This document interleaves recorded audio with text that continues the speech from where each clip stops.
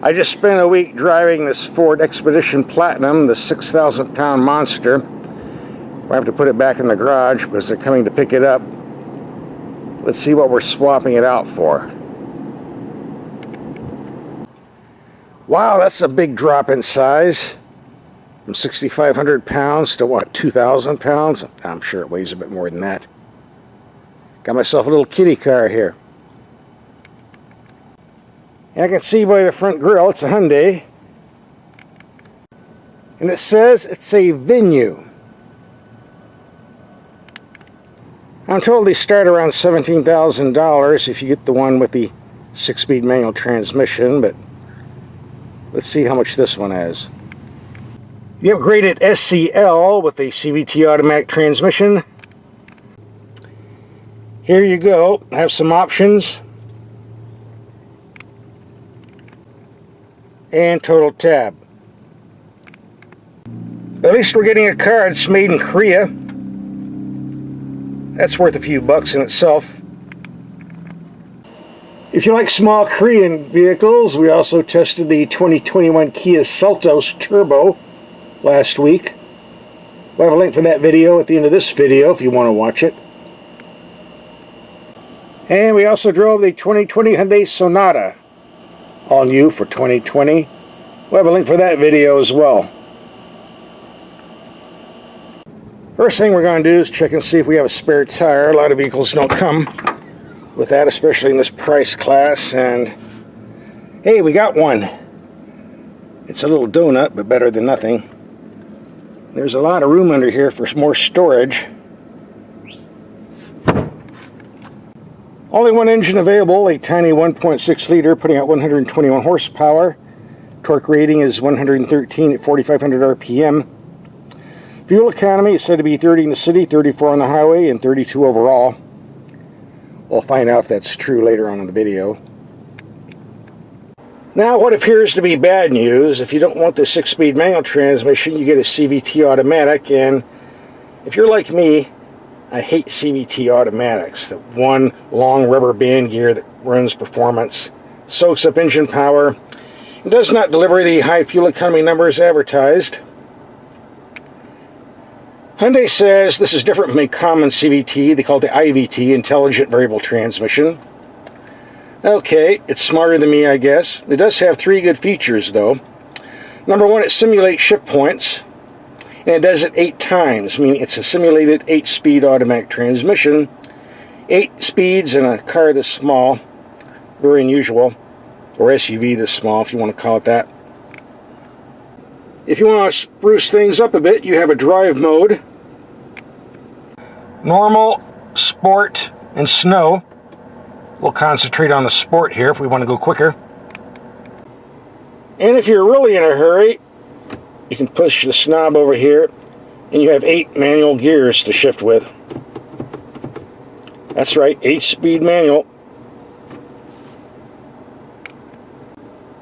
We rack up around 300 to 400 miles on this vehicle before it goes back, so we'll be trying out this IVT and see if it works as well as they advertise it.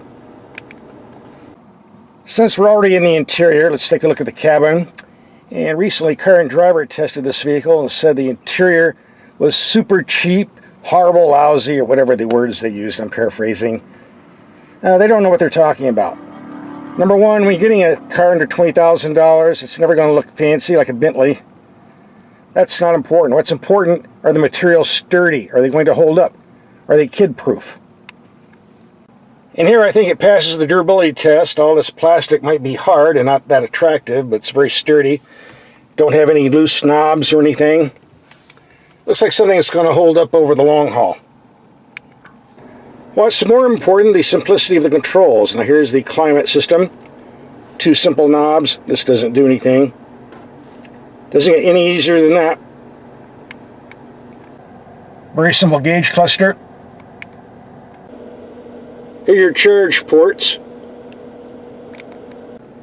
And a genuine manual emergency brake, not the electronic garbage they try to pawn off on us nowadays. The glove box is of decent size, especially if you take out that thick owner's book. All of the cars in this class are rated for 5 passengers, but in reality you're only going to fit 2 full-size adults in the second row seating. But they will fit. And these seats do fold down for more cargo space in the rear if you want.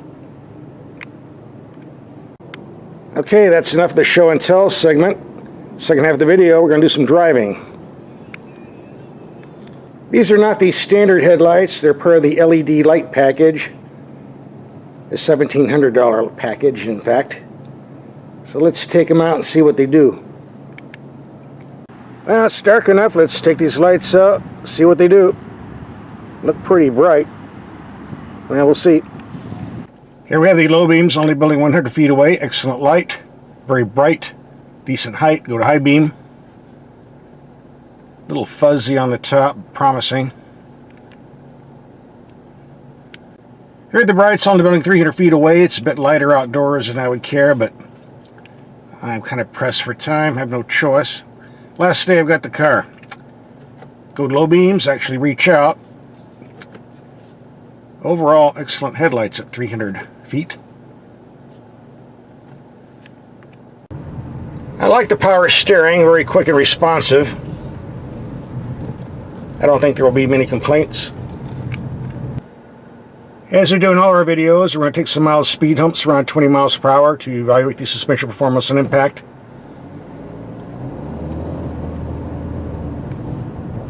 Here comes bump number 1. Pretty smooth. Bump number 2. Yeah, heard it, but didn't feel too much. Number 3. And the nasty one. I felt that one, it wasn't that bad. And the rattling noises you hear, it's not the vehicle, it's the tools I have in the trunk. I hope. Acceleration wise, you're not going to melt the tires doing the 0 to 60 runs, but if you put it in sport mode, it does try hard. All the way up to 6,500 RPM.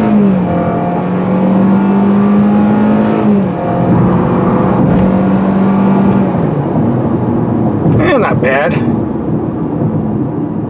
Of course, it's only me in the vehicle. Put 3 more people in, might not do so quick. I've got to be careful when I'm driving to my neighborhood because everyone around here drives a Mercedes or BMW. If they see a low-cost Korean car prowling around, they throw rocks. Sometimes they even spit. Especially the ones in the big houses like this. I think I'll go over to the country club and see if the valet's out front. They don't throw rocks. They think I'm going to give them a tip anyway. Closed for the coronavirus. You got to be kidding me. Again?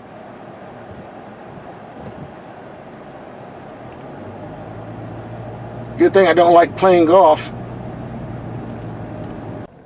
Now would be a good time to check the fuel economy.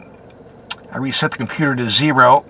And in 153 miles of city driving, 23.8 mpg, which is a bit less than what the EPA claims, but in all fairness, was driving pretty hard.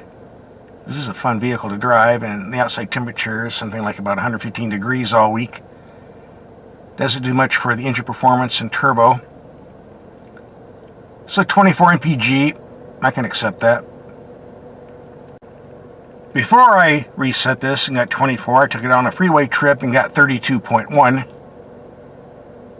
So if you add the 32.1 and the 23.8, divide by 2, that's around 28 mpg average. I can live with that. In other videos, I've warned people about the disadvantages of having a car with black paint in a hot climate, and to show you again, I have my temperature gun. I'm going to take a reading off of this white Toyota truck. It's been sitting out in the sun all day. We'll do it on the roof. 108 degrees. Now I'll take it off the roof, off this black Venue I'm driving. 152 degrees. Those temp readings were done with an outside temperature of 101 degrees, but it's early morning. It will be getting hotter later on in the day, which will make it even hotter in this black vehicle I'm driving. I might have said it before in the video, I'll say it again. This does have an excellent air conditioning system, which helps. But it cannot solve the problem of having a dark color car that attracts heat like a magnet. And again, if you live in Hawaii or Alaska, this won't be a problem for you. Naturally, the venue comes in a variety of colors. Just go down to a dealer and see what you like. But I warned you about getting black. So after a week of driving, what's my take on this venue? Actually, I love it. It's very easy to drive. You just jump in, no complicated controls, easy to park.